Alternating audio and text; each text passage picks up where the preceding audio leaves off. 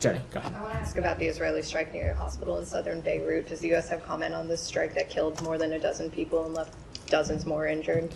So I've seen that reporting, Jenny. I don't have any specifics that I can offer as it relates to that operation. We, of course, will let the IDF and the Israelis speak to the kinds of operations that they are conducting. But look, we have been as clear as we have been that when it comes to operations that the IDF is undertaking to degrade Hezbollah, which we, of course, support, that every possible measure needs to be taken to minimize impact on civilians, to minimize civilian casualties, and that one step beyond that, every possible measure needs to be taken so that civilian infrastructure, whether it be hospitals, schools, anything in that category, that impact on that needs to be minimized as well. We have asked the Israelis for additional information as it relates to this particular strike, but I don't have anything to offer as it relates to that. I think let's also not lose sight on the fact that Hezbollah is a terrorist organization that does have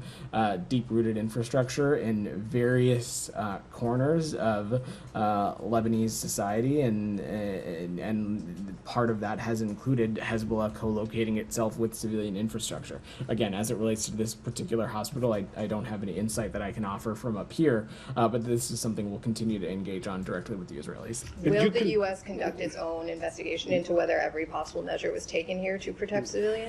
Broadly speaking, Jenny, we have measures and levers and processes in place to ensure that international humanitarian law was abided by, that civilian harm was minimized in whatever way possible. I certainly wouldn't speak to that in these settings, and we would not necessarily open our own investigation at this point. Has there been any investigations into whether Israeli measures in Lebanon or Gaza have taken every possible I measure just wouldn't to speak to ongoing or deliberative processes. We have whether any of those have wrapped up. We have talked about the tools that the United States has at its disposal to do this work.